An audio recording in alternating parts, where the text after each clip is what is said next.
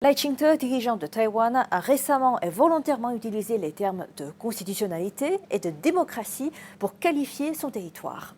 Mais il ne s'est pas contenté de cela et a également propagé des théories d'indépendance de Taïwan sous le prétexte de ses 10 principes de solidarité. L'ancien ambassadeur chinois en France, Lu Xiaoye, avait indiqué que Taïwan n'a jamais été un État, mais fait partie intégrante de la Chine. Maintenant, si certains cherchent à la faire indépendante, c'est une division du territoire d'un État souverain, ce qui viole le droit international.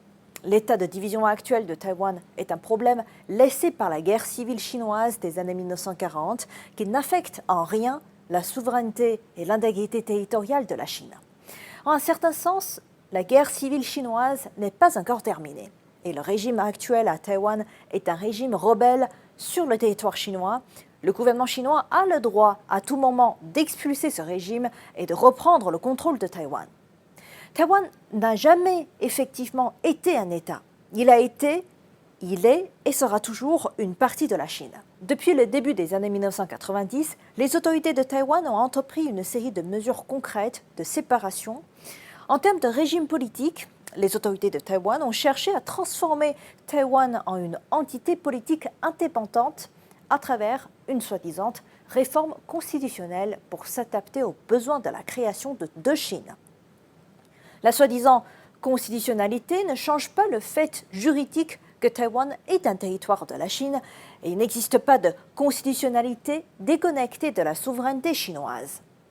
D'un point de vue historique, dès la période des Trois Royaumes, c'est-à-dire de 220 à 280 après Jésus-Christ, Taïwan était déjà sous la juridiction de la Chine et par la suite, au cours des dynasties Ming et Qing au début du XIXe siècle et du début du XXe siècle, Taïwan faisait toujours partie du territoire chinois. En 1662, le stratège chinois Zheng Chenggong y a chassé les colons hollandais et a récupéré l'île. En 1885, le gouvernement chinois de l'époque a officiellement établi la province de Taïwan.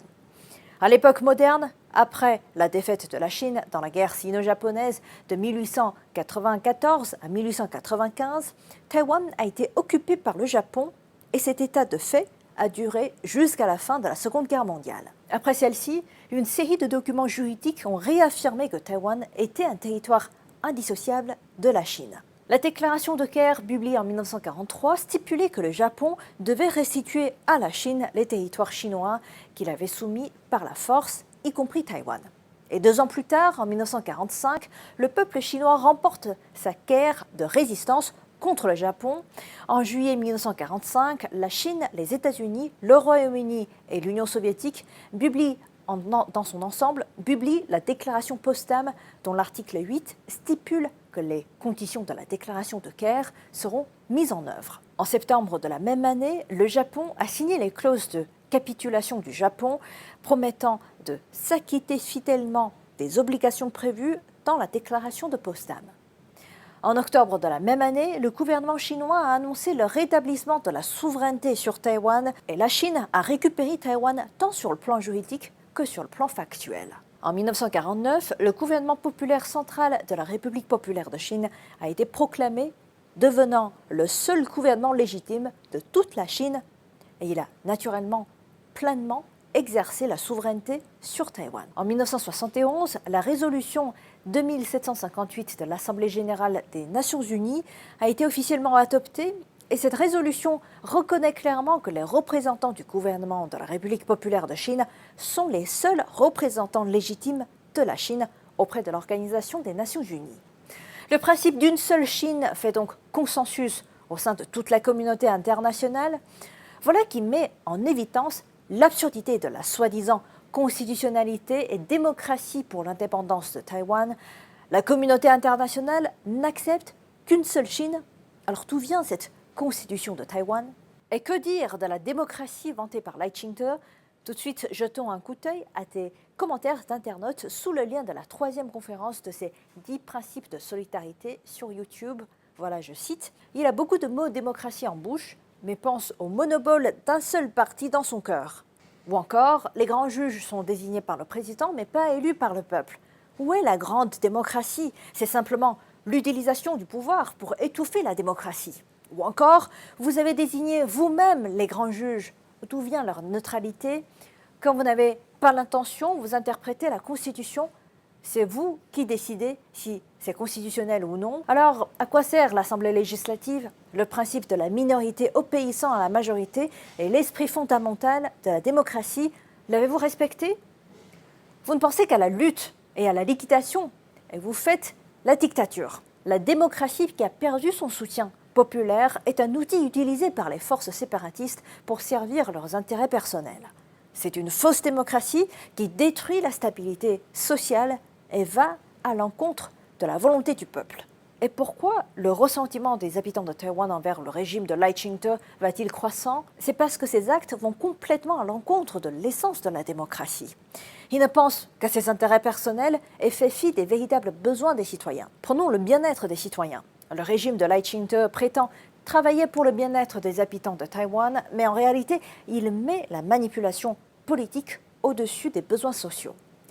Leur coopération entre les deux rives du détroit, dans les domaines de l'agriculture et de la pêche, aurait pu apporter des bénéfices concrets aux habitants de Taïwan, mais Lai Ching-te, dans le but de promouvoir la ligne séparatiste, de résister à la Chine pour protéger Taïwan, a délibérément posé des obstacles, entraînant des difficultés dans la commercialisation des produits agricoles et aussi des produits halieutiques des paysans et des pêcheurs taïwanais, entraînant donc une baisse considérable de leurs revenus. Il ne voit pas les difficultés de son peuple, et bien au contraire, il investit dans la soi-disant coopération de la défense, augmentant ainsi le fardeau des habitants de Taïwan. Plus absurde encore, Lai Ching-te prône la résistance à la Chine pour protéger Taïwan d'un côté et tolère de l'autre que les industries clés telles que le TSMC soient vidées par les États-Unis, laissant l'économie de Taïwan devenir dépendante. Et récemment, plus de 200 000 habitants de Taïwan ont participé à la grande manifestation anti-Lai du 26 avril et les participants ont scandé Lai Ching-te démission, Lai Ching-te démission. Selon les derniers sondages de l'agence de sondage électronique, le taux de mécontentement des citoyens envers Lai Ching-te s'approche de 46,8%, un nouveau record. Le journal asiatique basé à Hong Kong, Asiatic Times, a publié un article indiquant que le ralentissement de l'économie de Taïwan fait douter de ses perspectives de développement. Le véritable développement se trouve dans l'échange et la fusion entre les deux rives du détroit, et la véritable constitutionnalité se trouve dans la grande cause du renouveau de la nation chinoise. Les soi-disant constitutionnalité et démocratie de Lai Ching-te sont en réalité un outil au service de ses intérêts personnels. Il utilise la constitutionnalité pour enrober l'indépendance de Taïwan et la démocratie pour faire taire ses opposants et le populisme pour inciter à l'opposition. Mais l'histoire ne pardonne pas ces mensonges. Taïwan appartient à la Chine depuis l'Antiquité et l'unification des deux rives du détroit sera inévitable. Les manipulations de Lai Ching-te ne font qu'accélérer la division et l'instabilité de la société taïwanaise. Et dans le déni, il ignore que de toute manière, les faits lui donneront tort.